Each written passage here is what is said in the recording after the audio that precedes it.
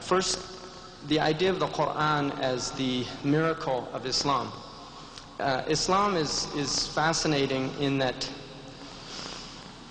we have before us the miracle of the Prophet ﷺ, unlike the miracles that we read about in the Qur'an that are taken based on faith, such as the miracle of Musa ﷺ when he thrust down his staff and it became a haya, a snake, and the miracle of Isa ﷺ who brought the living to the dead, or dead to the living, or the bird that he fashioned from clay and then it was given life by the power of Allah. These are miracles that people experienced at that time. And some people would contend that they have a type of what's called tawatur, or because there's such a vast chain of transmission of these miracles that they can be accepted on that value. But we would believe in them because they're mentioned in the Qur'an. But the Qur'an itself is the miracle of the Prophet. This is the triumphant miracle that the Prophet ﷺ was given. One of the poets put it best when he said, أَخُوكَ عِيسَى دَعَ مَيْتًا فَقَامَ لَهُ. Your brother Isa, ﷺ, he called the dead and they became, they answered him and they stood up.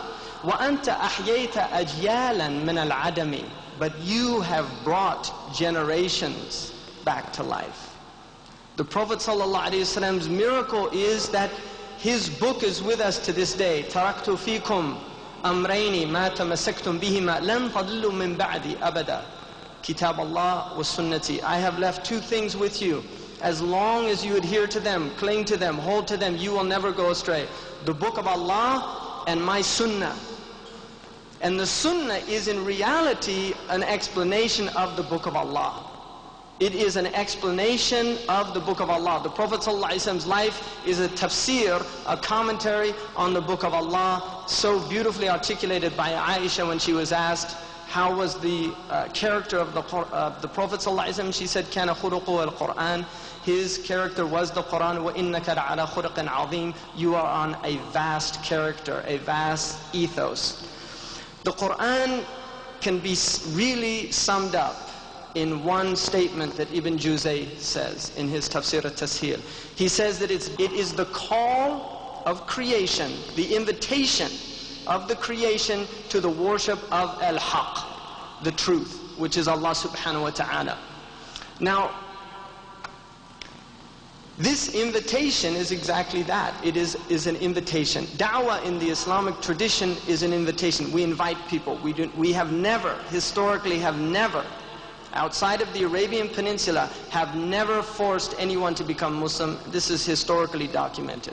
Nowhere has a Muslim held a sword over somebody's head outside of the Arabian Peninsula and say, become a Muslim or you die. This is simply falsification of history. Other religions have been notoriously known for doing that. The Muslims have never done that. And the reason that they have never done that is because the Qur'an is an invitation, it's a da'wah. The Muslims know what da'wah means. It means literally to invite. أَدْعُوا إِلَى سَبِيلِ رَبِّكَ بِالْحِكْمَةِ وَالْمَوْعِظَةِ الْحَسَنَةِ. Call, invite to the way of your Lord in the best way, with wisdom and in the best exhortation, the best exhortation. This is the message that Islam has gone out and spread to people. So, if we look at the Qur'an as an invitation, it is a da'wah. We can see there is a beautiful hadith that articulates this and gives a different nuance to this idea. The Qur'an is the ma'duba of Allah subhanahu wa ta'ala in the creation, in this earth.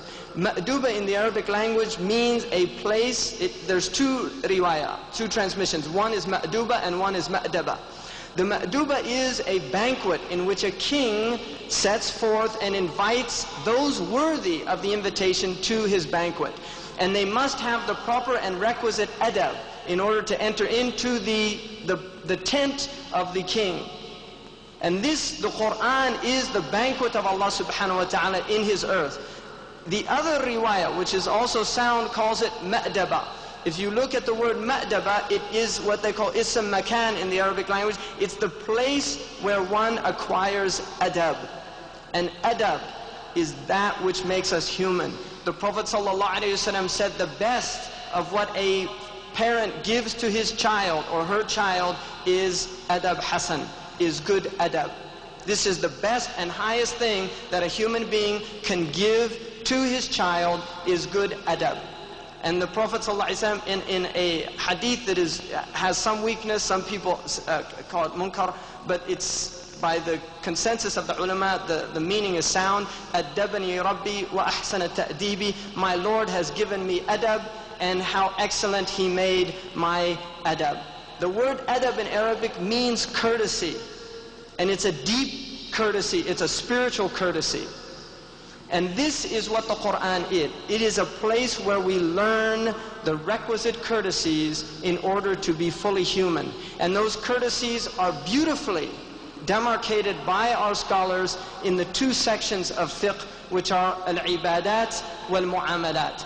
The courtesies between the slave and his Lord, which is called ibadat, or the acts of worship, and the courtesies between the slave and creation, which are called mu'amalat, or the human transactions. Allah subhanahu wa ta'ala has given guidance in both of these.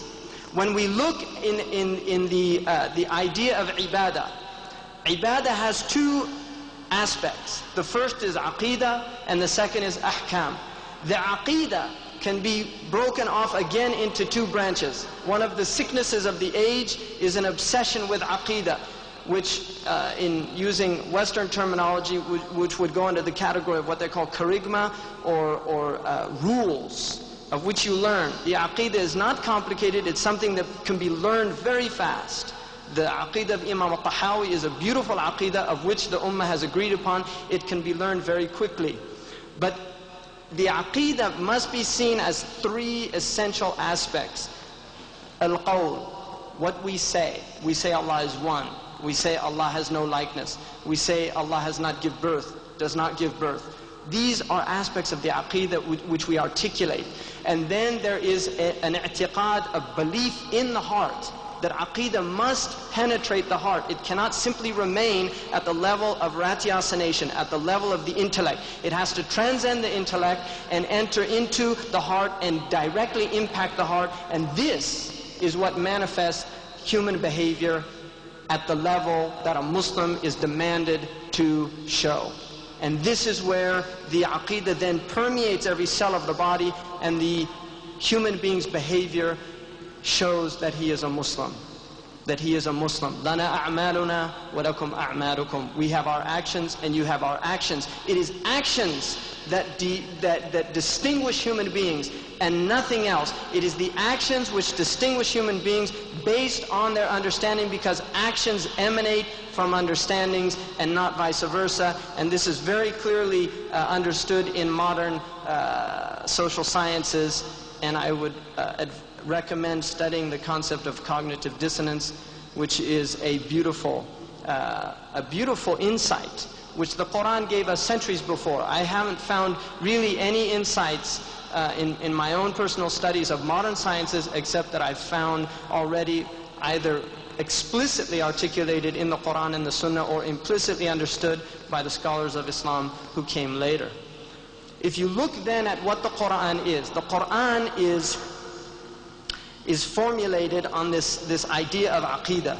The other aspect of the Qur'an, which is from the ahkam, is how then do we get human beings? How does the human being get from a stage where he is bereft and without guidance to a stage where not only does he understand, but he is acting according to the guidance of Allah subhanahu wa ta'ala. And this is done in the Qur'an with two very important concepts, and you can see the Qur'an beautifully following this pattern constantly. The first is called targhib, and the second is called tarhib.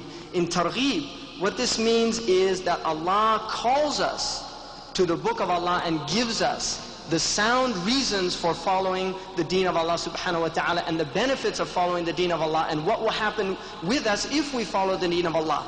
The next aspect is called tarhib, which is out of awe, to inspire awe, rahba. The Prophet ﷺ in the hadith, beautiful dua that he made when he went to sleep, Allahumma aslamtu nafsi ilayk, wa wajjahtu wajhi ilayk.